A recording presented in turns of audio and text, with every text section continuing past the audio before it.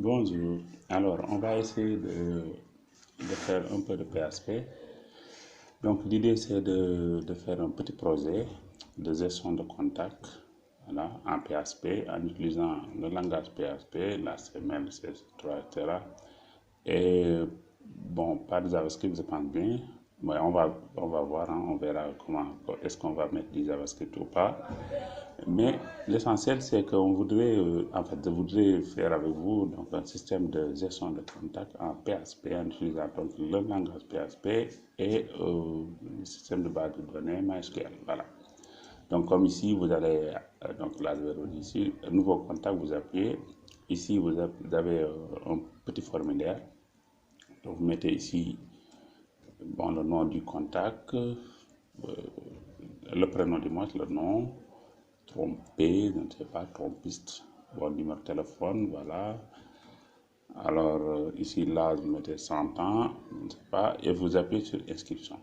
Donc, en théorie, il a été inscrit. Alors, on va aller dans l'accueil, et là, vous voyez, toutes les informations sont là, y compris la date d'inscription, en fait, d'enregistrement. Donc, ici, il y a un bouton, j'ai mis simplement un petit X pour enlever pour comment dire, encore supprimer le contact. Et ici, il y a un bouton, voilà, un lien, donc si vous voulez, pour éditer, donc pour changer. Donc quand vous cliquez dessus, vous revenez ici dans une autre page, donc ici avec update, donc avec l'idée qui est là. Bon, il y avait des données, j'ai tout effacé, voilà pourquoi l'idée est à 14. Donc ici, on va voir qu'il y a des informations, donc je peux ici, bon, mettre par exemple un autre truc, changer quoi, j'ai modifié, regardez bien, il y avait trompeur, je mets trompeur, voilà. Ici, je peux modifier par exemple ça, je mets ça, voilà, je ne sais pas, comme ça, voilà. Et le 100, je mets, je ne sais pas, 200 ans, voilà, pourquoi pas. Et je mets update. Alors regardez bien, hein, il a changé le trompeur, il y a eu les 200, etc. Donc voilà ce qu'on va essayer de faire dans cette série de tutos, voilà, en PHP.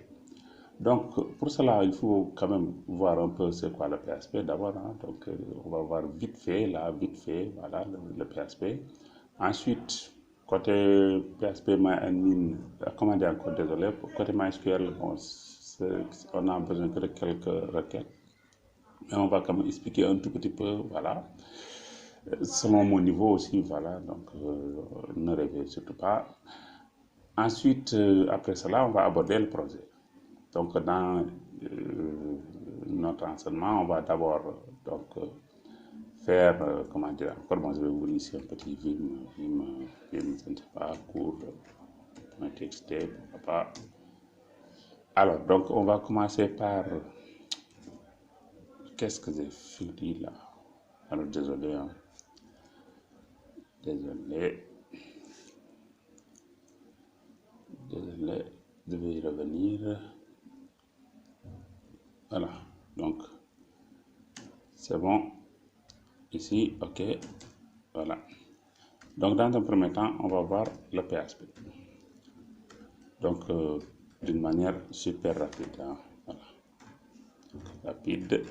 Voilà. Ensuite, on va parler un peu de MySQL. Alors, un tout petit peu, voilà, juste pour introduire certaines notions. Voilà. Donc, ici, ce PHP, après, comment dire, je vais mettre ici 0, voilà, 0, ce serait installation, alors de PHP, ensuite de MySQL, et éventuellement d'un logiciel PHP MyAdmin, voilà, admin. Alors, qui a un remplacement, en fait, on peut aussi utiliser à sa place un petit script admin, voilà, .php. Je l'avais trouvé un jour, alors que j'avais des problèmes avec PHP MyAdmin. Bon, je me suis dit, il devrait y avoir un petit remplaçant, quoi, une alternative, quoi. Donc, j'ai cherché sur le net et je suis tombé sur ce script-là qui vraiment fait le taf, quoi. Il vous permet de créer votre base de données, de l'administrer, voilà. Donc, l'essentiel, quoi, ça passe. Bon, il n'est pas aussi moderne que PHP MyAdmin, mais quand même, il fait le taf, quoi. Donc, si un jour vous faites l'installation de PHPMyAdmin et que vous avez des problèmes, alors pensez à une alternative de moins. Donc, des gens admin, il y en a plein d'autres. Voilà. Donc, voilà ce qu'on va essayer de faire. Donc, dans cette première vidéo, on va s'intéresser plutôt à l'installation de PHP, ensuite de MySQL et de PHPMyAdmin. Alors, il faut savoir que généralement, des gens ont pensé à nous pour l'installation. Donc, il y a des packages que vous pouvez installer et presque tout va venir avec. Alors, si vous êtes sur Ubuntu, alors je vais y arriver, Ubuntu, c'est-à-dire le Linux, voilà, Linux. Alors, vous allez utiliser le package qui s'appelle LAMP Server. LAMP Server, voilà. Donc, LAMP du moins, voilà, LAMP, qui veut dire Linux pour le L, Apache pour le A, MySQL pour le M et PHP, voilà. Donc Linux, ça veut dire qu'on est dans le monde de Linux.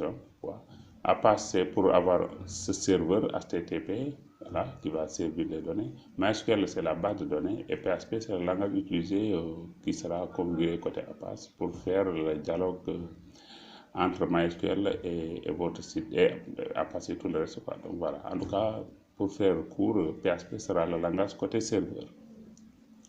Alors à la place, on a pour Windows, vous avez WAMP. Voilà, dans Amazon, on l'appelle WAMP Server. Voilà, donc WAMP Server, pareil, le W c'est Windows, le A Apache, M MySQL et le P PHP. Alors, il y a aussi pour Mac, c'est-à-dire iOS, on a MAMP. Voilà, MAMP Server, donc Mac, voilà, Apache, etc., MySQL, PHP, etc. Donc voilà, donc c'est ça que vous allez, selon votre configuration. Donc si vous avez un Macintosh, vous êtes heureux, vous installez MAMP. Si vous avez Windows, malheureux, vous installez MAMP. Si vous êtes comme moi, vous avez un super Linux, ouais, Linux c'est super, vous installez LAMP. Voilà, donc c'est facile, vous allez sur Internet, vous tapez selon votre configuration, mettez par exemple LAMP Server, par exemple, voilà. Et vous tombez sur ça, par exemple. Alors, je vous conseille généralement, si vous êtes sur Linux, de vous orienter le plus possible. En tout cas, voilà, si vous avez une distribution Ubuntu, sur ce site-là, donc doc.ubuntu-fr.org, si vous parlez français. Ici, vous trouverez vraiment votre bonheur. Alors, ici, vous voyez le LAMP là, il est là, est un acronyme désignant un ensemble de logiciels libres permettant de construire des serveurs de sites web. Voilà. Donc, vous voyez, il y a le Linux pour L, Apache, le serveur de web, donc c'est Apache, MySQL ou MariaDB, voilà. Donc là, bon, vous avez oublié ce MariaDB parce que je ne l'utilise pas apparemment. Je me contente de MySQL, mais il paraît qu'il est cool. Donc voilà. Alors, donc vous cliquez dessus, si vous êtes sur Linux, je dis, si vous êtes sur Linux. Bon, ça va rouler. Et là, vous tombez sur cette. Alors, quand vous ouvrez généralement cette page-là, vous tombez sur la partie installation ici. Et là, généralement, il y a souvent un truc de sorte recommandé, voilà, ce qu'il faut faire. Alors, ici, on vous dit, c'est ce qu'il faut taper si vous voulez installer MySQL, LAMP Server avec le M comme MySQL. Et ici, en bas, vous voyez, vous allez copier ce code-là, vous le mettez dans une console, donc console comme ça, un terminal, quoi. Vous le copiez, vous le collez ici et vous appuyez sur Enter pour faire l'installation. Alors, une fois que l'installation est terminée, bon, vous pouvez installer quand même certains modules comme ça, voilà, mais pour notre truc, on n'en a pas trop besoin. Bon, décision peut-être. Ok, donc une fois que vous avez fait ça, tout est bon. Donc l'installation est presque terminée. Donc vous pouvez lancer cette commande. Si vous ne voulez pas redémarrer votre système, voilà, vous lancez cette commande et théoriquement, ça devrait venir. Des fois même, vous n'avez même pas besoin de lancer ça, ça doit venir automatiquement. Bon, au cas où ça ne marche pas, vous lancez quand même ce truc-là. Alors là aussi, on vous montre une commande pour lancer MySQL. Ici, pour activer, donc à page 2 et pour activer, voilà. Alors, maintenant, il faut savoir que depuis peu, MySQL, vous ne pouvez pas y accéder directement comme ça, voilà. Voilà, donc il faut créer, comment dire, encore un utilisateur et pour pouvoir accéder, voilà, à MySQL. Donc ici, ce que vous allez faire, c'est que après avoir lancé les premières commandes et configuré le tout, vous ouvrez une console. Donc oups. Alors je vais réduire ça. Tu vas venir, oui. Donc vous ouvrez une console comme ça. Vous allez le placer où là. Ok, je vais réduire légèrement ma console. Voilà, donc vous ouvrez une console et vous tapez sudo MySQL. MySQL. Alors ici, vous entrez votre mot de passe et vous êtes à l'intérieur. Alors ici, vous allez taper les commandes suivantes. Donc ici, là, vous allez taper cette ligne de commande. Alors celle-là, vous l'oubliez. Si vous n'avez pas besoin de créer une base de données, je vais vous montrer comment accéder à toutes vos bases de données à partir de là. Voilà. Donc vous ouvrez la première ligne. Donc prenez la deuxième ligne qui est là. Vous copiez ça. Vous le collez dedans. Alors attention, ici, c'est très sensible. Hein? Et ici, vous allez modifier ce user exemple là par votre nom. Voilà. Bon, généralement, moi, si je fais des choses assez simples, j'utilise le nom de mon login sous Windows, par exemple, mon user là, mais ici, voilà. Donc, c'est ce que vous devez mettre. Et ici, à la fin, là, ici, vous mettez votre mot de passe. Bon, ne mettez pas carrément le mot de passe, c'est pas bon ça. Vous mettez ici un mot de passe. Bon, par exemple, je ne sais pas, qu'est-ce que je fais? Ok, donc je dois me déplacer ici, c'est pas la souris.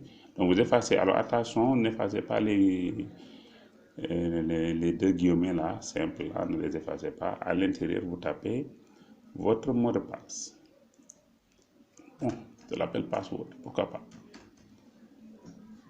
Une fois que ceci est fait, vous appuyez sur Entrée pour valider la commande. Ensuite, alors je ne voudrais pas polluer mon système un peu, voilà, en mettant des identifiants un peu bizarres, voilà. Ensuite, vous revenez ici, vous copiez la deuxième ligne, donc toute cette ligne-là, voilà, assurez-vous de le copier en CTRL-C pour le copier. Vous revenez ici et qu'est-ce que c'est que ça? Voilà, donc vous revenez ici et vous collez. Alors pour coller dans la console, sous Linux, vous appuyez sur CTRL-SHIFT-V. Voilà, pour coller. Sinon, vous venez ici, édition, coller. Sinon, vous cliquez dessus, bouton droit, coller. Voilà, donc vous avez plusieurs méthodes. Alors ici, qu'est-ce qu'il faut changer? Donc le user exemple là, vous le modifiez en mettant ce que vous avez mis tout à l'heure dans votre user. Ici, vous mettez votre nom, par exemple, user. Ensuite, là, il a mis exemple. Alors, cet exemple-là, c'était la base de données qu'il avait créée ici.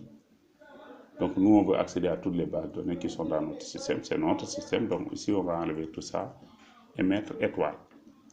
Voilà. Donc, tout ce qui commence par étoile, c'est-à-dire tout, point tout. Voilà. Nous, on aura accès à ça. On aura tous les privilèges. Hein. Grant, all privilèges. Voilà. Après cette commande, ben, vous tapez cette commande-là, celle-là, ensuite celle-là, et c'est fini. Voilà, donc c'est tout. Donc n'oubliez pas le mot de passe de le marquer quelque part. Moi, ce que je fais généralement, c'est de prendre le même mot de passe. Voilà, c'est juste pour s'entraîner, donc c'est plus simple. Pour ne pas l'oublier, parce que si vous l'oubliez, vous ne pourrez pas vous connecter à MySQL. Donc, une fois que vous avez fait ça, donc je pense bien que la configuration est terminée pour nous. Hein, le reste, c'est lorsque vous serez très grand, très professionnel, etc. Donc vous pouvez quand même voilà, y accéder. Bon, nous, on s'arrête là pour la configuration. Donc là, c'est juste ça qu'on a besoin, voilà, pour avoir la permission d'accéder à MySQL afin de créer des bases de données. Il nous faut ça. Bon, maintenant, pour ceux qui utilisent Windows, alors, généralement, je n'utilise pas du tout Windows, moi. Voilà, mais quand même, je vais essayer de les aider un peu. Donc là, vous allez sur WAMP Server. WAMP Server. Voilà. Alors, WAMP Server, c'est un logiciel, hein, il est là, donc il est beaucoup plus facile à aborder que le système de Linux. Et ensuite, on est sous Windows, donc ça va faire très rapide. Donc, vous allez sur le site officiel ici. Alors, évitez quand même les sites ici, là, donc du genre Clubbing qui vous propose une version malheureusement pas récente du tout. Voilà, et ça, c'est pas bon. Donc, ici, lui, il date de très longtemps quand même. Voilà. Donc, vous appuyez sur télécharger, vous tombez ici, vous avez un serveur 64 bits, et bien vous le prenez. Sinon, vous prenez le 32 bits. Vous lancez le téléchargement. Bon, ici, il paraît que vous devez mettre quelque chose ici. Alors, le seul sang qui est, disons, obligatoire, c'est l'email et la fonction. Vous êtes étudiant, consultant, développeur. Bon, prenez développeur, hein, pourquoi pas. Ici, en tout cas, c'est les deux seuls sens que vous voyez ici avec des trucs comme ça, voilà. Après, ils ne veulent pas vous forcer à ce que vous donnez vos informations personnelles, voilà. Parce que vraiment, prénom, nom, téléphone, ça c'est personnel. Le pays, bon, on peut prendre ce qu'on veut. Voilà. Développeur, ok, c'est normal pour savoir le centre d'intérêt quand même. Et vous balancez le envoyer. Voilà. Bon, ici, théoriquement, il ne devrait pas. Bon, apparemment, il continue. Hein. Je ne vois pas de téléchargement cependant. Bon, ici, bon, apparemment, il y a même une formation. Voilà. Donc, je vais y revenir ici. Ah oui, ici, il manque ce sent bon. Je vais mettre quand mon IP, comment dire encore, mon adresse mail.com. Bon, vous pouvez me contacter, il n'y a aucun problème. Surtout si vous devez me donner de l'argent, c'est très accueillant. Voilà. Donc, Zaplus ici. Va surtout rien. Donc, alors, leur sang là, ce n'est pas optionnel, alors c'est plutôt obligatoire là, disons, ou bien peut-être le pays. Alors, on va prendre, je ne sais pas, la Russie, pour déconner, hein, un russe qui parle français, waouh. Ah oui, il y a ici un passé au téléchargement directement, wow, ok, voilà, c'est mieux quand même. Donc, voilà, désolé, hein, je n'utilise pas du tout Windows depuis très longtemps d'ailleurs. Alors ici, on a des versions de WAMP Server. Bon, il y a la version 3 ici, 2, etc. Ici, on dit de télécharger la dernière version, donc 400 mégas. Bon, si vous avez un net débit du genre Orange, vous attendez que ça soit très rapide pour lancer le téléchargement. Bon, moi, je ne ferai pas de téléchargement, donc voilà. Donc, vous téléchargez le logiciel et vous l'installez en mettant des oui, oui, oui. Ensuite, il faut démarrer le serveur. Il va apparaître au niveau de votre barre comment dire encore, le menu démarrer là, ici en bas. Donc, à côté de l'heure, ici, sous Windows. Et vous appuyez ici et vous allez accéder. Donc, l'icône sera comme ça. Et il y aura activé. Donc, quand vous cliquez dessus, ça va devenir vert. Si c'est désactivé, c'est devenu rouge ou jaune, quelque chose comme ça. Bon, donc, autre chose, je pense, quelqu'un qui fait, je ne sais pas, quelqu'un qui veut apprendre PHP est prêt pour faire l'installation. Donc voilà. Alors pour les gens de Macintosh, vous essayez un membre serveur, peut-être, membre serveur. Voilà. Bon, il est là. Vous le téléchargez. Alors vu que je n'ai pas de Mac, donc je ne saurais vraiment pour vous dire comment ça devrait marcher. En tout cas, ça ne devrait pas être très difficile.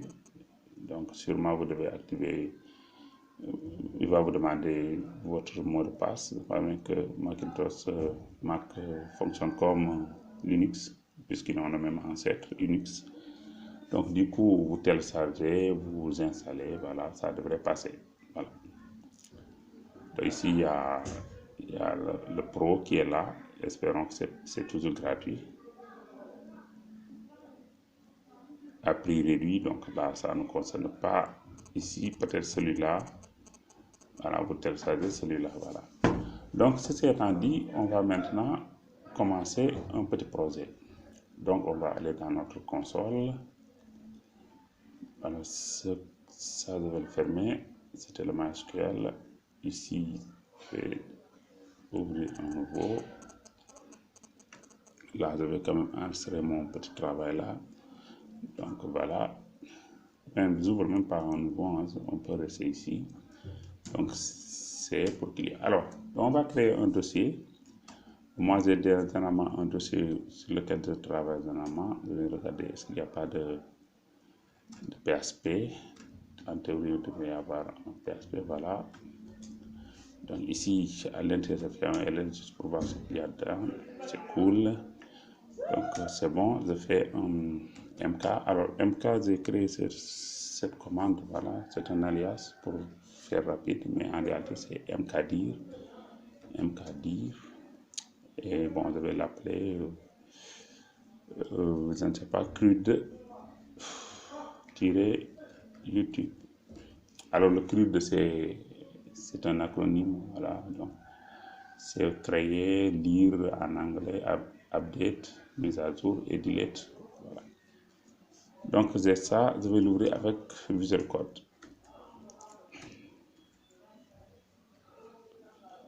Voilà. Alors ce que je viens de faire là, vous pouvez le faire dans votre dossier. Vous créez un dossier. Comment ça encore, voilà. Donc vous créez un dossier quelque part, voilà. Créez un dossier et vous cliquez dessus, voilà. Donc ici par exemple là, vous cliquez dessus et vous dites ouvrir avec Visual Studio Code. Il y a aussi une autre manière, c'est d'ouvrir Visual Studio Code et de prendre ça et de le balancer à l'intérieur. Il va l'ouvrir. Voilà, il y a plusieurs méthodes de faire. Donc voilà. Alors, ce qu'on va faire, c'est qu'on va apprendre d'abord PHP. Donc on va créer un dossier qu'on va mettre d'abord apprendre. Voilà.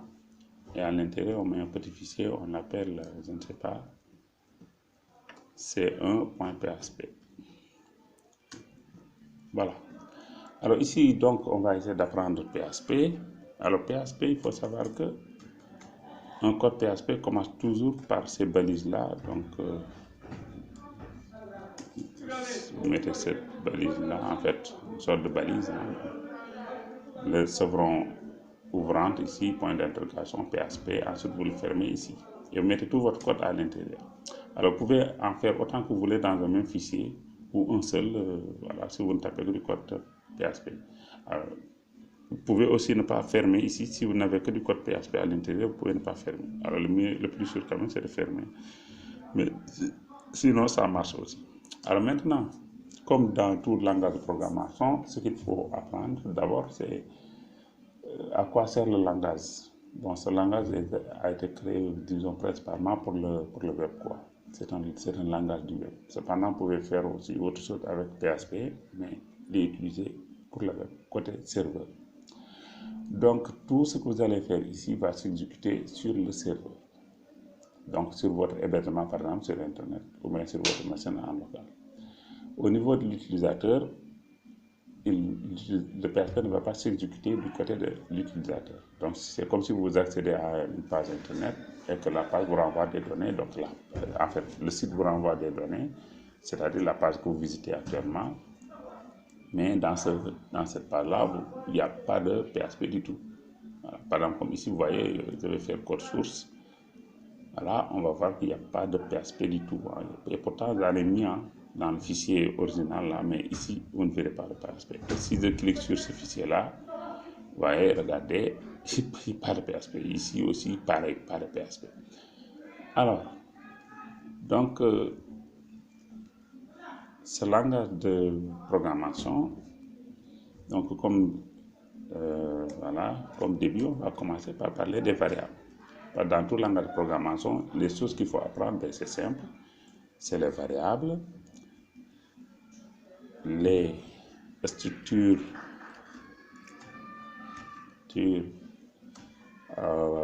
conditionnelles. Voilà, les boucles, les tableaux. Voilà, ça, c'est commun à tous les langages. Hein. Donc, quand tu vas apprendre un langage de programmation, ne te fatigue pas, apprends ça. Alors, si tu les négliges, tu vas avoir de sérieux problèmes après. Ces choses-là, il ne faut jamais les négliger. C'est le début de... En fait, c'est ça qui va te permettre de coder. Donc, plus tu vas perdre du temps ici, plus tu vas coder après tranquillement. Malheureusement, c'est la phase la plus difficile. Généralement, quand on débute, on veut avoir le résultat de ceux qui ont déjà fait ça depuis longtemps, qui ont maîtrisé. Et nous, on veut avoir juste ça, voilà, pensant que c'est facile. Donc, c'est le passage obligatoire. Donc, variable, structure conditionnelle, boucle, tableau, et vraiment le must du must, les fonctions. Et oui. D'ailleurs, même moi, j'aurais pris les fonctions et les mets ici un peu en haut, là, voilà. Mais bon, généralement, c'est dans cette ordre qu'on les enseigne. Mais cependant, les fonctions, tu peux aussi les voir juste là, ou bien même ici. Alors, cependant, tu ne verras pas de fonctions très intéressantes, mais il est bon de les apprendre très tôt. Je vais les mettre ici, d'ailleurs, voilà. Voilà, très tôt, on fait les fonctions. Je ne sais pas pourquoi on les met tout à fait en bas, mais les fonctions. Pourquoi je parle de ça? Parce que généralement, quand tu débutes à programmer, tu utilises des fonctions dès le début. Tu en parles des fonctions, tu les utilises. Donc, autant en parler. Ensuite, revenir ici et parler encore des fonctions, mais cette fois-ci, je vais mettre fonction avancée. Voilà. Bon, désolé pour les accents, je suis en anglais ici, en anglais. Donc, fonction avancée. Donc, on va voir les fonctions d'abord, d'une manière assez simple, et on va les revoir ici, sérieusement. Voilà. Est-ce que vous comprenez, j'espère? Donc, les structures conditionnelles, bon, c'est les if, les else, etc. If, else, selon les langages. Bon, vraiment, tous les langages utilisent le terme if. Ensuite, le else, maintenant, c'est ça qui va, voilà, certains mettent else, d'autres mettent des n, etc. Alors, les boucles, ben, vous avez la boucle for, l'incontournable boucle for, la boucle while. Ici, on va beaucoup utiliser le while et le for d'ailleurs. Il y a aussi le do while. Do while. Bon, il y a une légère différence entre ces deux, on va voir. Alors, ici, maintenant, cette partie-là, le tableau. Alors, en PHP, surtout si vous voulez développer un système comme celui-là, eh bien, vous devez vraiment faire beaucoup de travail ici. Ici, je vais mettre des étoiles. Voilà. C'est la partie où il faut vraiment se fatiguer. Parce que sinon, vous n'allez rien comprendre tout ce qu'on va faire. Les tableaux. Généralement, il y a deux types de tableaux, si je ne me trompe pas. Les tableaux,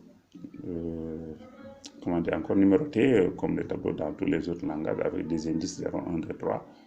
Et les tableaux associatifs. Alors, ce sont ces tableaux associatifs-là où vous devez vraiment mettre le paquet pour les comprendre sérieusement. Parce que si vous ne les comprenez pas, comme je l'ai dit, ici, vous n'allez pas faire grand-chose ici. Parce que tout ce que j'ai fait ici, là, je me suis appuyé sur ces angles tableaux. Voilà. Donc voilà ce qu'on va essayer de faire. Et on y va, on commence.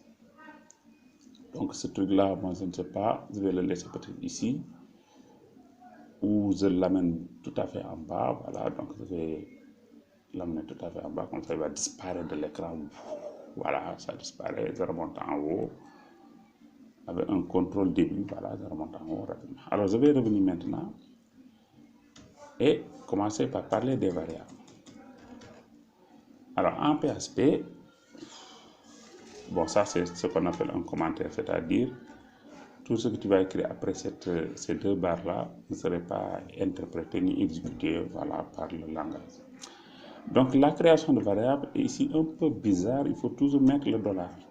Eh oui, c'est bizarre, hein? Il faut toujours mettre le dollar, toujours, pour déclarer une variable. Alors ici, il n'y a pas de var, en tout cas, je ne sais pas.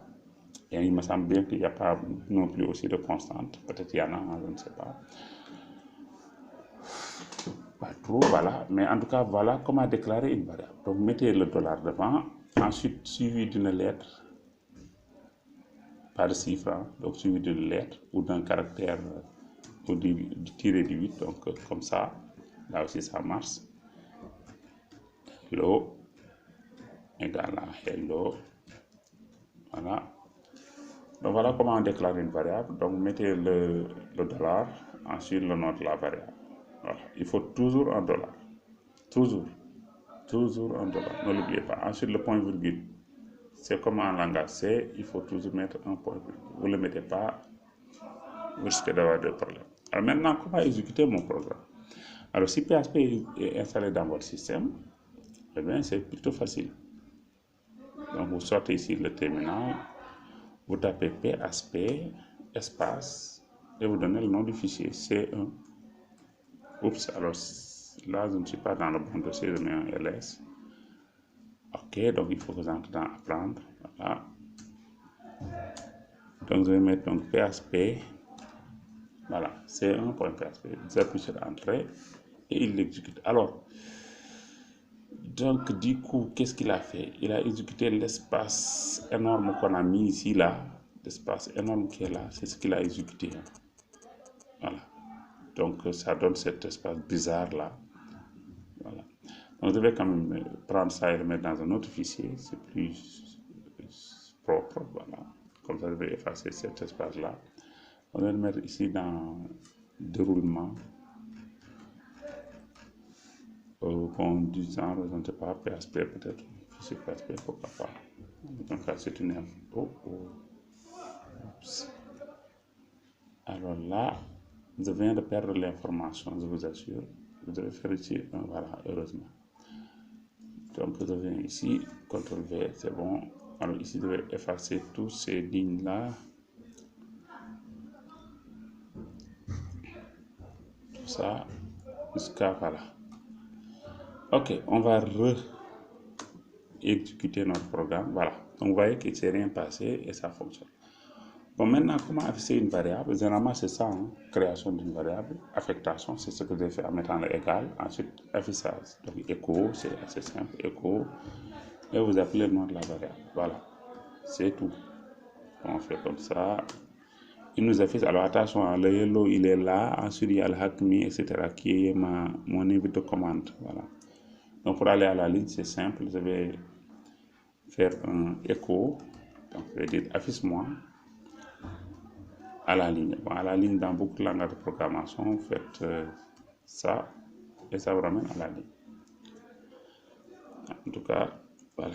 Et là, vous voyez, le hello, il est là, il apparaît correctement. Alors, si je veux afficher l'as, je mets echo $as. Donc là aussi, alors qu'est-ce qui va se passer? Il va afficher le hello, il va à la ligne, il va afficher le as. Et ensuite, il ne va pas aller à la ligne, hein, parce que donc je vais devoir copier ça, le remettre ici en bas.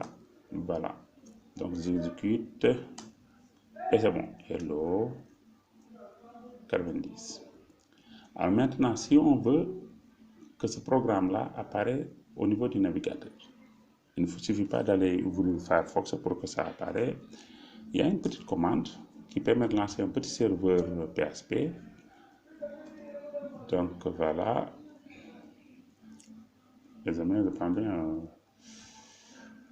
Voilà. Par exemple, non, il nous dit invalide adresse.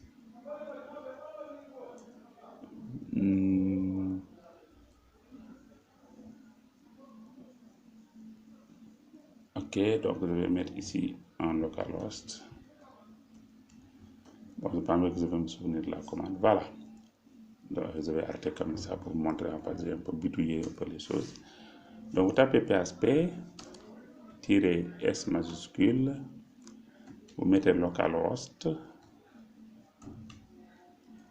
2 points, et vous mettez, je ne sais pas, un nom de port. Alors là, c'est que vous voulez dire au système de lancer un petit serveur. Donc, dans votre machine, donc d'où le terme localhost, dans ma machine, sur le port 6000, parce qu'il y a beaucoup de ports et certains sont occupés. Donc là, oui, j'ai oublié d'exécuter la commande, donc j'appuie sur Entrée, et là, vous voyez, il me dit PHP 7.4. Bon, ça c'est la date, hein. Il dit serveur de développement, où ça, à cette adresse. Alors c'est facile à regarder, je pose la souris dessus, et vous voyez, il me dit follow links, tu appuies sur CTRL plus clic. Bon, je vais appuyer directement sur le follow link, hein, c'est plus simple. Bon, ici, il me dit cette adresse est interdite. Ah ben, il nous dit que Firefox l'a bloqué tout simplement. Ah ben, Firefox, est très fort, hein. Pourquoi tu nous bloques ça? Alors, je vais quand même essayer de voir si je peux y accéder. Localhost 2.6000. Ensuite, slash c1.php. Bon, il refuse catégoriquement là.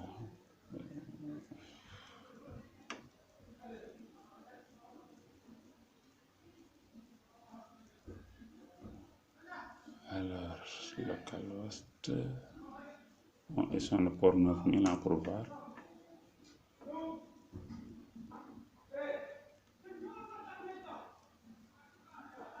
Ok, c'est bon, désolé, c'est bon. Bon, apparemment, il refuse le port 6000, voilà, je ne sais pas pourquoi. Par mesure de sécurité sûrement. Alors ici, donc, vous voyez, il me dit, il commence à parler, hein, regardez bien. Le serveur commence à parler. Il me dit erreur 404 parce qu'il ne trouve pas un fichier dans le dossier. Ici, il nous dit que favicon n'est pas présent, etc. Alors nous, pour lui montrer que on travaille quand même, on va lui dire d'exécuter ce fichier-là, C1. Donc, je suis là, je vais mettre slash c1.php. Et vous voyez, vous voyez là, on a notre Hello 90. Voilà. Donc, on vient de lancer notre programme, notre serveur de production qui est là. Et c'est bon. Alors, ici, on n'a pas utilisé Apache pour la simple raison que je n'ai pas créé le dossier dans le. Je n'ai pas commandé encore. Ce dossier-là, je devrais le créer dans un dossier spécifique que Apache peut voir. Ce dossier-là s'appelle www, etc. Donc voilà. Donc il est dans votre. Donc si vous êtes sur Linux, ici, il est là. C'est dans ce dossier-là. Et même pas celui-là, on va mettre ici un LL par exemple.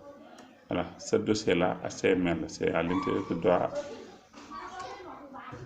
HTML, c'est à l'intérieur de ce dossier-là que je devrais mettre mes fichiers PHP. Vous voyez, il y a des fichiers PHP à l'intérieur. Et c'est là que je devrais créer mon dossier pour que Apache puisse le voir. Sinon, je devrais reconfigurer un peu Apache pour lui dire que ce dossier-là, tu dois regarder ici. Voilà. Mais nous, on ne va pas faire tout ça, ce serait un peu compliqué. Cependant, on pourrait tout simplement faire ça. Alors, je vous conseille d'ailleurs, si vous êtes sur Windows, de créer un dossier dans votre dossier www.html ou tout simplement dans www, et de mettre votre dossier là à l'intérieur.